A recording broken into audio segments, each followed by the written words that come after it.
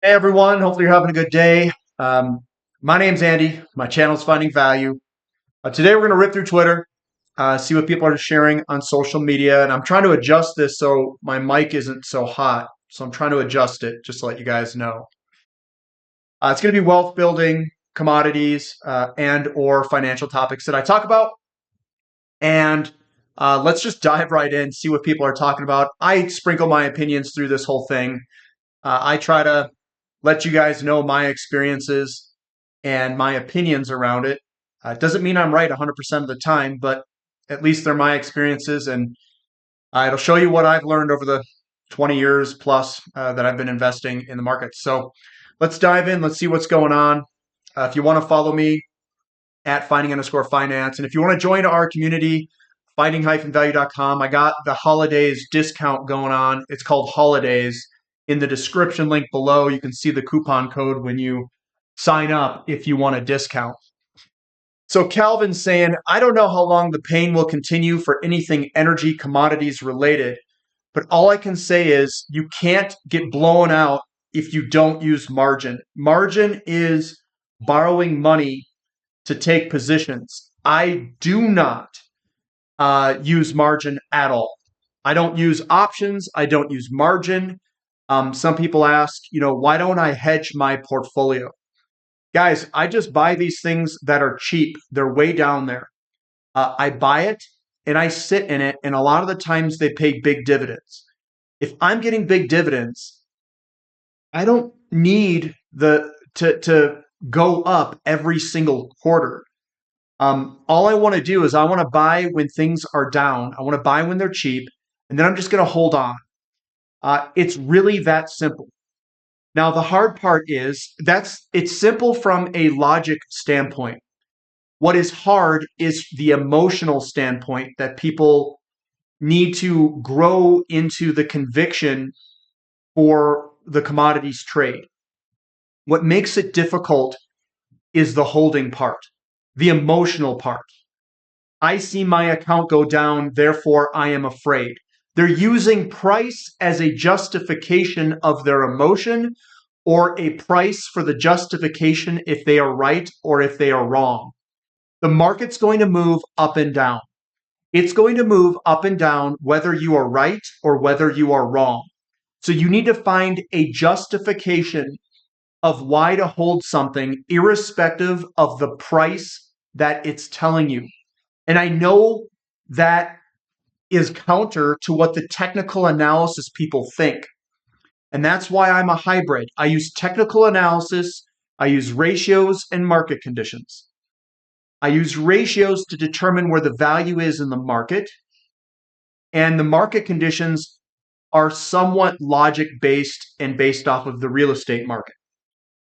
We are still in the expansionary phase of real estate, but we're in a slowdown, I think, in the short term where we've seen home sales volumes decline. It doesn't mean that the problems are fixed, but it does mean that Powell has definitely slowed the markets down. So now we're in a situation where the market could go lower in the short term, but in the long term, the structural underpinnings of the market are not fixed. We never went into a hypersupply phase. And the way he's balancing this out is he's using interest rates to slow the housing market down. But we're still getting stimulative measures from the fiscal spending and deficit spending from the government. What's going to win in the short term?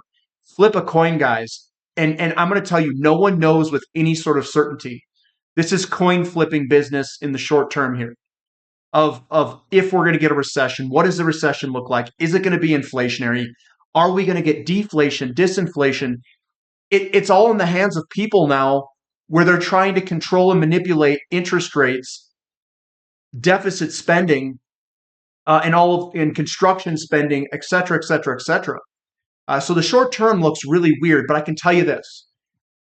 They're going to have to print money in order for the system to survive.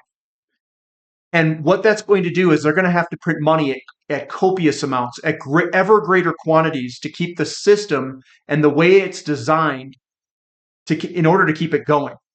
And it's going to put energy and all these commodities into a shortage. But that doesn't mean it happens immediately. And it doesn't mean that it will be a one-way street, that we just go straight higher. It's going to be up and down, and it's going to come in waves. So that's how I think it's going to play out. So in the short term, yeah, I don't think energy in terms of oil has much further to go down to the downside. But again, that's just my opinion. Opinions can get smoked either way. So what all you can do is you can say where's the value in the market. So what I did is I just grabbed the gold to oil ratio. We're at 29.0. That ratio is at 29. Look where we're at. We're at that white line going across is basically where I put it. And the white line, maybe it's like right here, right there. It's about that. It's at 29.3, the white line.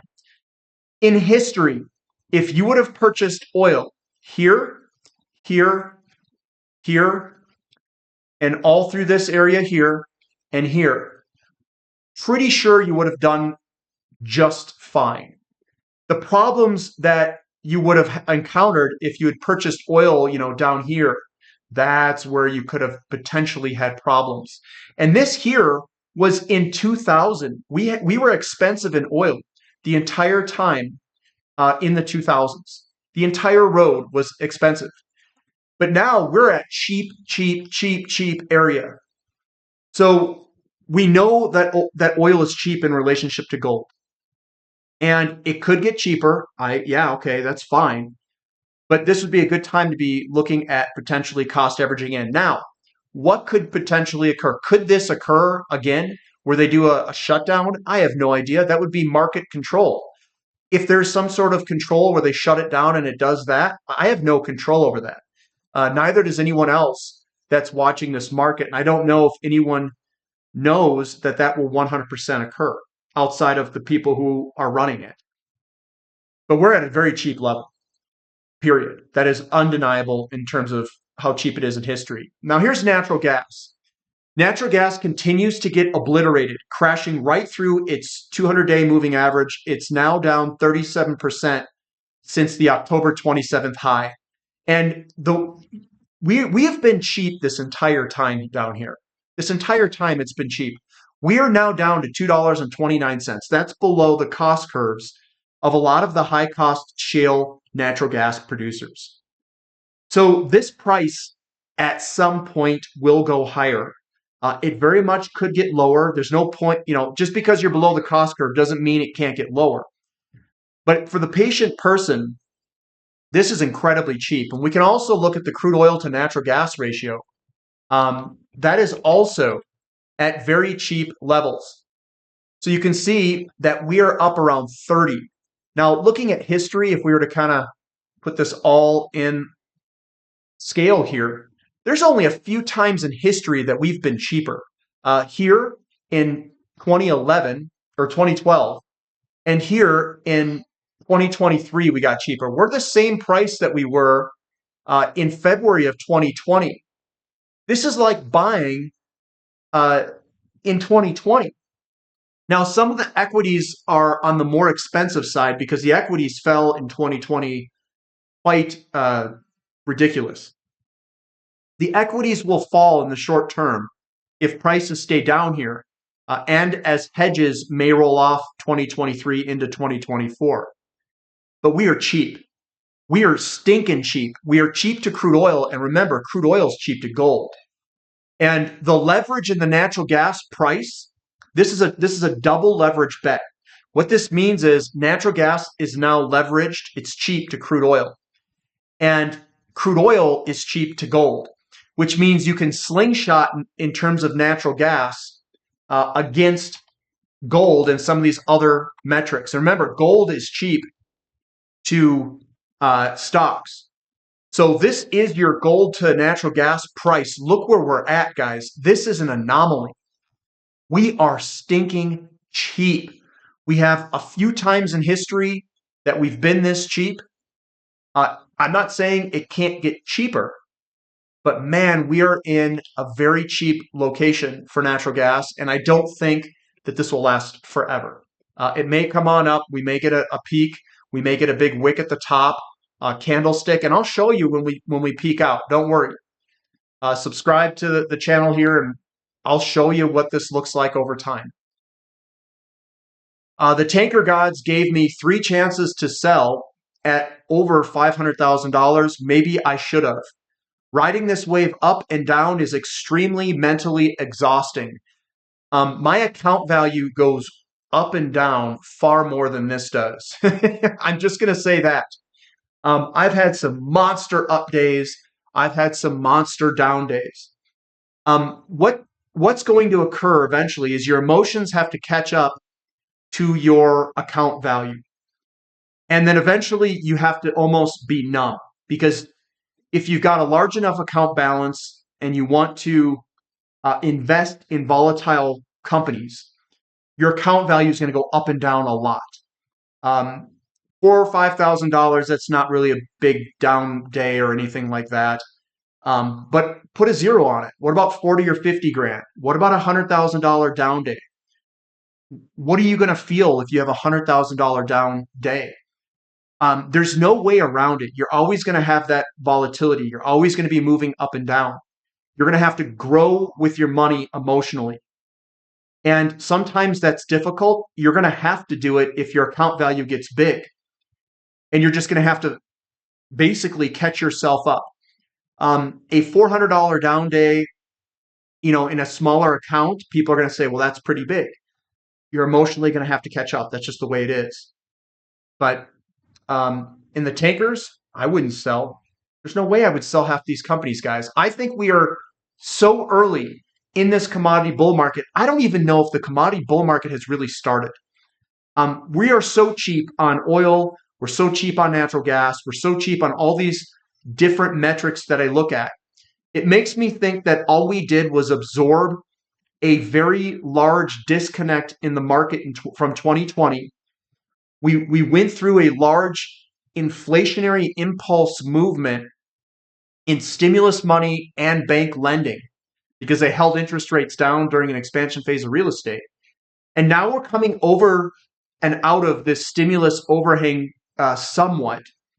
And the housing volume sales have dropped. But I don't even think we've really started the big commodity bull market yet. All of the imbalances and deficits are out in the future still. They're going to be hitting here anytime soon. Inventories are drawing down. And I think Powell knows this, and he knows that you can't run hot with credit at the same time that you have a supply shortage with your commodities. You cannot do that. So the only thing he can do is try to slow it all down. Raise rates, kill the housing market as best he can, or slow it all down. And then he has to slow credit growth down. And that's his game plan. But what is his next step? Let's say he does that and he's actually successful at slowing down the market. What does he do next? Lower rates? Does he print more money? Like, if he prints more money, he's going to send commodities to the moon. So I'm positioning myself for that type of thesis and that thesis that I basically have. And all of the commodity stocks are putting in gigantic basing patterns. They are cheap as all get out using ratios and all this other stuff. So Powell's backed into a corner. He's done his first phase or his first act of holding everything down. But now it's just, what's step number 2? And I don't know what he's going to do next. Insane divergence between Deep Yellow and Uranium Energy Corporation. Is this the liquidity effect that Rick Rule hinted to? So far, the big market cap names kept outperforming. Well, they're in different jurisdictions. And we can see some of the big names that are the leaders in URNM and URNJ taking off. They're getting the money first. Deep Yellow and the Namibian crew, because it's from Namibia. The Namibian crew is still lagging behind, but that is normal of the uranium market, guys. That is normal. So what I would do is I wouldn't chase UEC. I would chase what's still down and has all of the value. That's what I would do if I were to pick my companies. I would chase what's still down because they haven't taken off yet. That is your disconnect. We are watching CCJ and some of these other big names take off. Look at the laggards. Look at the laggards and say, is this still cheap? And does it have a decent technical setup? If the answer is yes, and you were to do a ratio of UEC divided by DYL, I'm willing to bet that deep yellow is probably of a better value on all of the metrics that you look at. So I would buy what the better value is. That's kind of what I would do. The current oil market is only 17 million barrels away from being net short, an historic level, and yet seeing 4 to 5% down days on no news, as Guns N' Roses once sang, "Welcome to the jungle."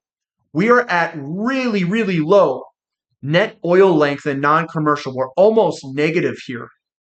So I think this is totally mispriced. I think it's a huge, huge opportunity to be looking.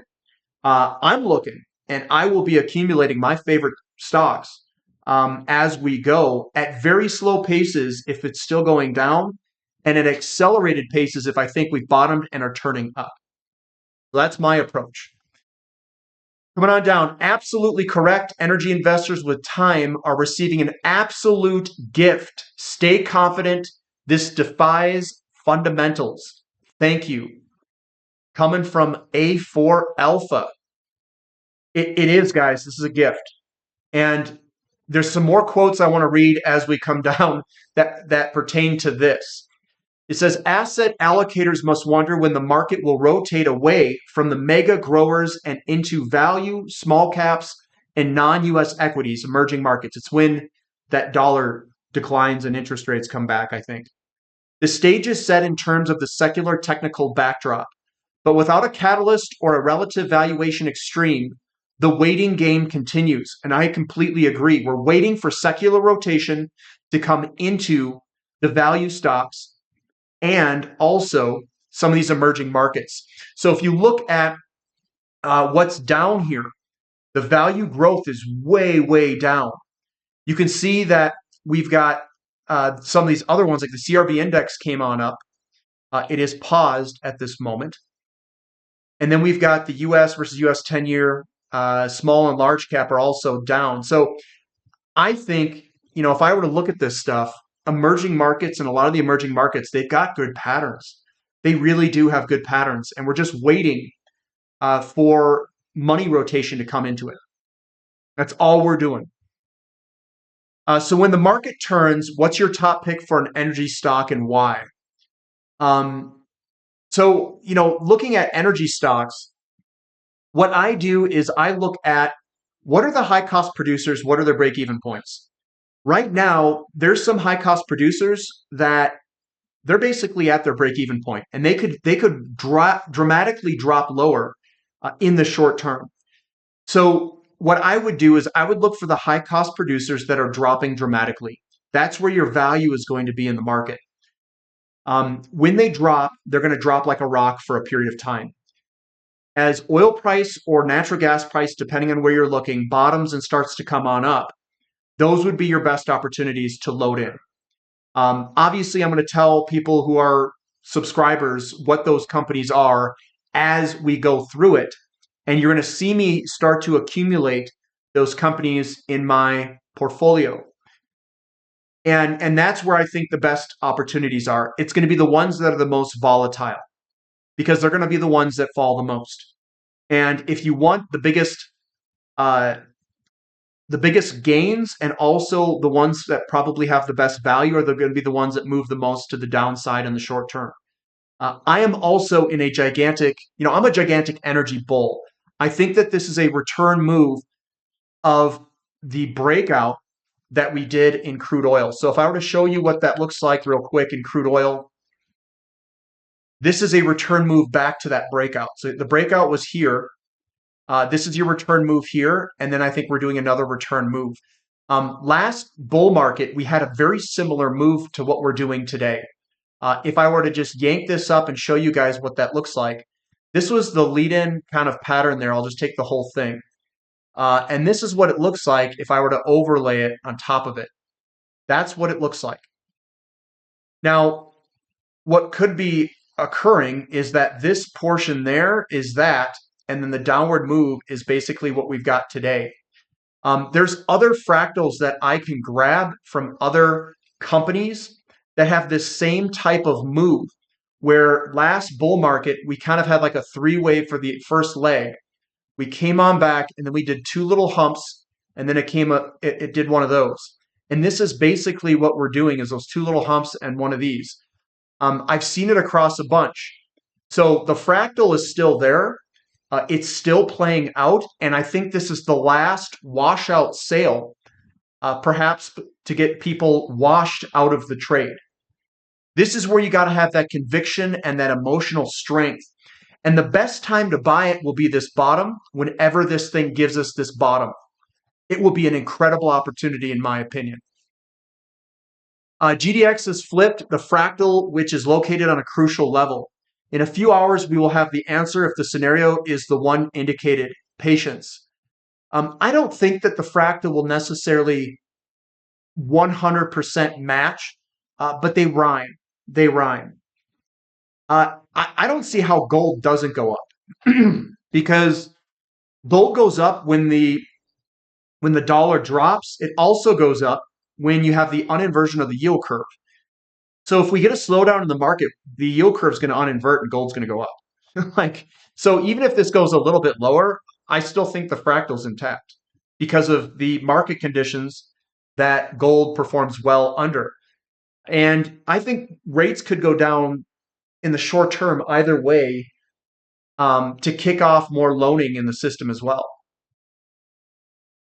This is from Scott. Scott says, if large names aren't moving and the juniors are, you know the bull market is nearly over. So what he's saying is that if you don't see CCJ moving, it's going down, and the juniors are going up, it's game over. Like, you're done.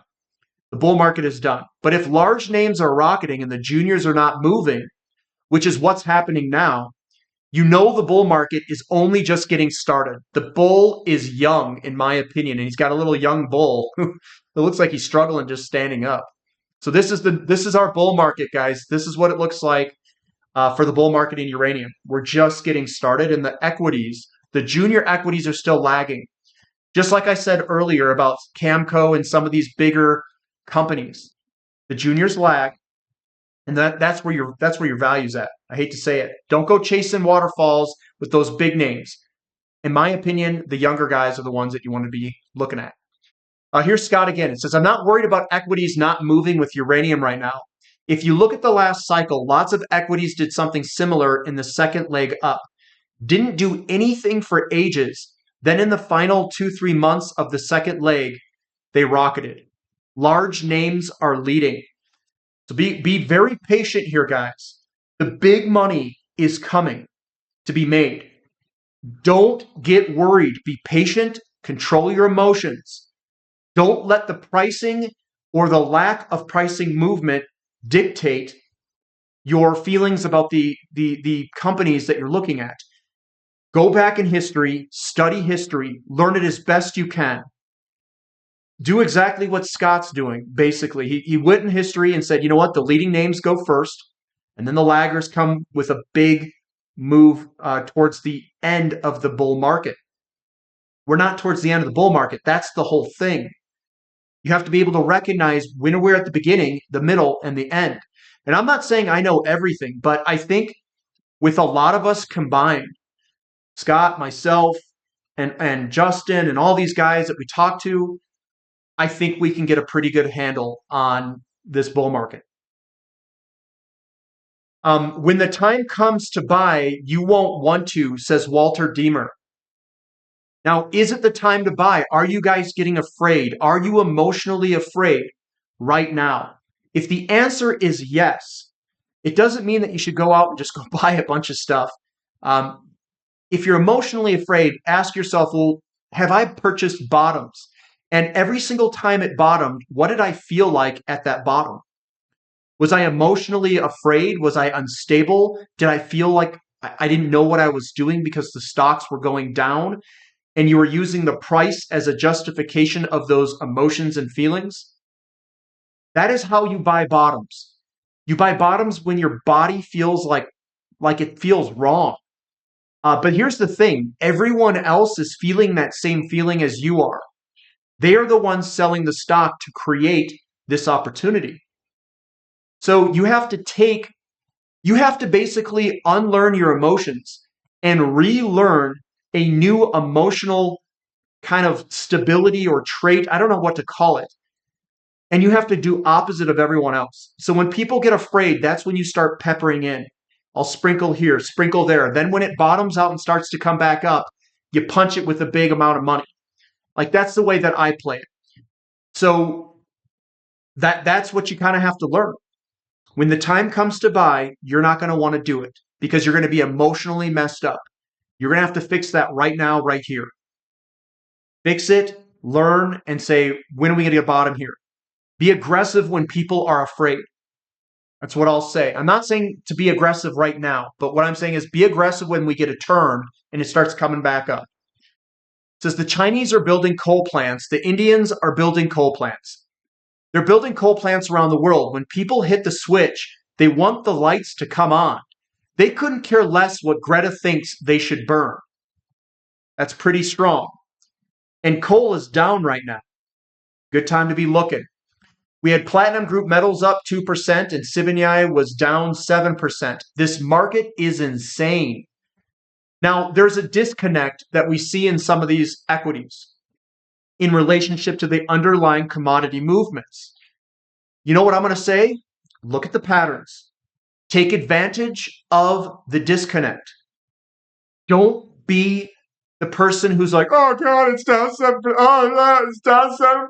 I don't know what to do. No.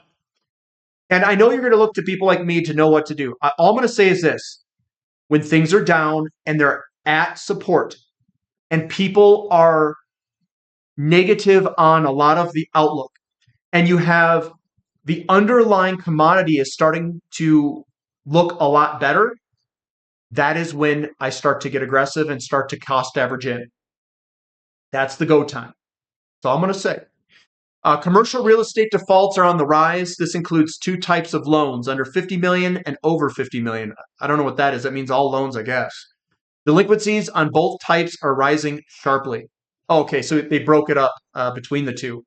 So they are rising up sharply. Maybe there's going to be a slowdown in the market here. Maybe that's the case. Maybe that's why oil is selling off, is because these financial guys are seeing something in the market that is slowing down. Now, here's the thing. Do you try to time this or do you just wait and ride it out? And then if the market's going to give you a good time to buy, you just take advantage of that buying opportunity. That's exactly what I'm going to do. I think all the underlying structural trends are in place for a commodity bull market. But in the short term, I've talked about this potential slowdown. And the potential slowdown with all of these, credit card delinquencies, loan delinquencies for some of this stuff, that could have an impact. It very well could. And I'm not saying that the commodity bull market, it won't stop the commodity bull market it'll slow it down or stop it in the short term. It won't stop it in the long term, is what I'm trying to say. So I'm riding through it. I knew that something like this could occur. It could be tax loss harvesting or selling. That very well could be the case too, on top of all this. It says this is a complex inverse head and double shoulder pattern. Looks quite symmetrical to me. And this is the VanEck Gold ETF. So this is the GDX. And maybe we get something like this. What I do like is that I like that we see the lows are stepping up. If this is a low, it's looking pretty good. If we get a slowdown in the market, I think this is what's going to occur. If we get just a minor slowdown and yields come back some, I think we still get that. If the dollar starts to drop, even better. It says, due to incoming bearish weather, we estimate the natural gas market will be oversupplied by 7 billion cubic feet per day relative to the 5-year average. End of withdrawal estimate is expected to be over 2 trillion cubic feet. We will need severely cold weather in January, February, or else. And that's why we are tanking in the natural gas price. The weather has been warmer than average. It's bearish weather. And we can't control the weather here. I mean, we're trying to with climate change, I guess, but basically you can't. But market supply demand relative to the 5-year average, you can see in 2023 that we are in a surplus. We also have natural gas storage here, and you can see 2024, I guess, coming up, that we are going to be towards the upper end. So 2023 over here, this is where we're at. We're at the upper end of the 5-year. That's not the 5-year average. 5-year average is below us. So 5-year average is down here, and we're way up here. That was also in 2020. We were up quite a bit. So we are projecting same as 2020 and 2024, perhaps, if we don't get some withdrawals. Patrick Karam says U.S. dollar is in the bear zone versus the Swiss franc, and that's generally what occurs at a bull market for commodities as this breaks to the downside. You'll see other currencies start to outperform the dollar. That's also why emerging markets and a lot of these other commodity markets like Brazil and stuff like that outperform. It's when the dollar drops. That is what will cause the rotation of money into those other assets. We need the dollar to drop. That's what we need. That's what occurred in 2002 and 3. Just over 6 million ounces of silver were imported into Turkey last month, November 2023, a record high. Look at that. That's a huge amount of silver being imported on a monthly basis. This guy, he says rock bottom entries. He says silver is right at a really good spot. According to him, and we got the relative strength indicator coming on up. I don't really use the relative strength indicator. I don't really use any of this stuff. I just look at the big overall chart of that 50-year pattern going back to the 70s, and it's a big cup and handle. And I just think, I'll buy it anywhere near the 20s here. I mean, why not? That's kind of the way I look at it, irrespective of the technicals.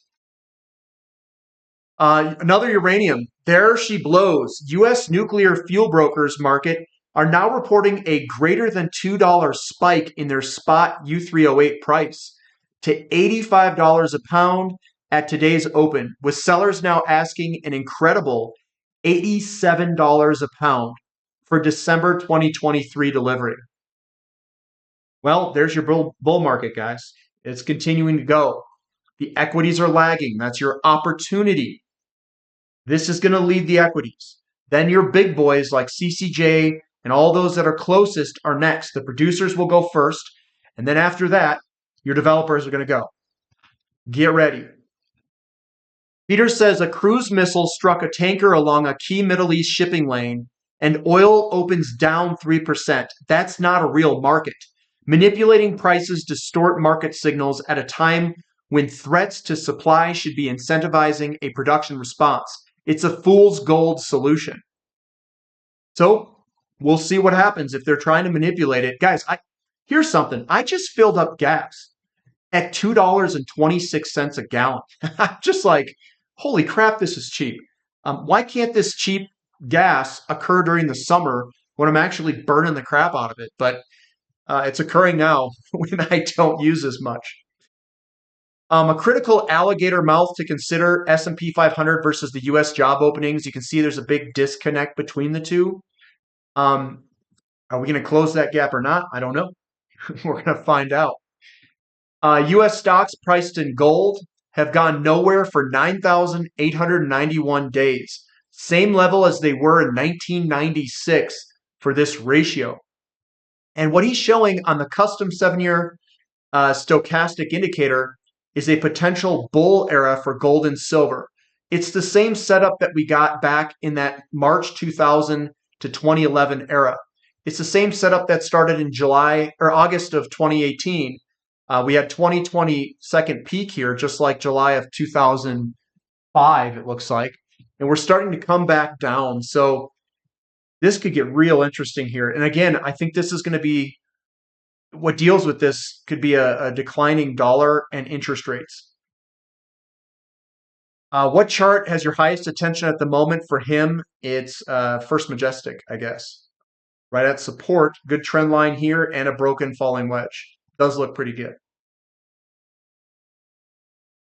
We've got Warren Buffett's 5 rules for investing. The company must be undervalued. The company must have favorable long-term prospects. The company must be simple to understand and understandable. The company must have competent management, and the company must have a competitive moat. Those are your 5. When I focus on commodities, your moat may not be as big. A lot of the times, it's your assets that you have that might be your moat. So it might be the mine it has, or the equipment it's deploying, or the pounds that they have in the setup. That could be your moat. For some of this, like offshore drilling, it's just expensive to replicate the equipment they've got. So you've got the moat and you've got the competent management. If management's done it in history, generally they'll do it again. There's a lot of since this business is cyclical, and this is why I like commodities so much. You can have a really competent management team, but their stock gets slaughtered because of the commodity price, not because of mismanagement of the company. So you can buy something that has a big moat, that has competent management. All of this, in my opinion, is pretty simple to understand. It's a play on the commodity. It's a leveraged way to play the commodity price. The equities are. You can see the deficits out in the future, which means favorable long-term prospects with all the deficits in copper, uranium, oil. And then we're buying it in undervalued situations. Now, these things are volatile. You can't mix volatility and risk and emotion in this, because you're going to have to say, you know what? All of these things exist. Now it's up to you as the investor to ride this bull. It is up to you. Now I'm riding this thing. I told you guys from the beginning, I'm going to ride this thing through. All of these things are present in all of these stocks that Buffett would consider to be good investments. So now it's up to you to ride it. It is up to you to ride it. The market conditions are there, the ratios are there, it's all there. Now we got to ride this thing. And that's the hardest thing to do. I saw this, gold versus Bitcoin. What's your take? They put Bitcoin down here with gold. I think that is extremely premature. I would say Bitcoin is above paper money, perhaps, or is with paper money. Gold is the tip because it can't be manipulated or manufactured by humans. That is what makes it so absolute. Bitcoin is a creation of man, and everything that has been created by man has gone to zero. There are things in this world that we can't project, that we can't predict, that we can't design into the system. Bitcoin is a design of man, and the design will not last the test of time. Everything that man has created has basically gone to zero or has been destroyed with time. Gold has not. Platinum has not. Silver has not. It's found in nature, and it's lasted the test of time of nature. It was created by nature. All of the wealth and almost all of the stuff that we use as wealth has come from nature. Bitcoin might work in the short term. I'm not saying it can't work. I just don't think it deserves a place at the bottom of the pyramid. And that's all I'm going to say. And that's what I'm going to say there, guys. I'm going to end it there. So that's what I've got for today. Give me a thumb up for the content. Subscribe to the channel. Subscribe to the website. But that's what I'm seeing in the markets right now. Hopefully you guys have gained something from this. I've tried to hit more on the emotional type, the conviction of holding these things. It's not easy sometimes. I don't like seeing my account down a bunch of money. No one does. But guess what? It's part of the game. It's part of the game. You're going to have to learn to love it because that's where your opportunities are. When the account value goes down, that's when you buy. When the account value's up, that's when you hold on. It's that kind of easy. And obviously, certain things come down at certain periods and other things are up, and sometimes that balances the portfolio out. But for the most part, I'm pretty heavy in energy. It's a pretty fun ride. And my portfolio is going all over the place too. So I'm right there with you. I'm riding through it. Hopefully we get this back test on crude oil. We get that big downtrend line that we're back testing, and then we rip it to the upside, and you'll forget about these moments. You'll forget. You'll be like, man, I should have bought more when it was cheap. That's what I've got, guys. We'll catch you later. This is Finding Value.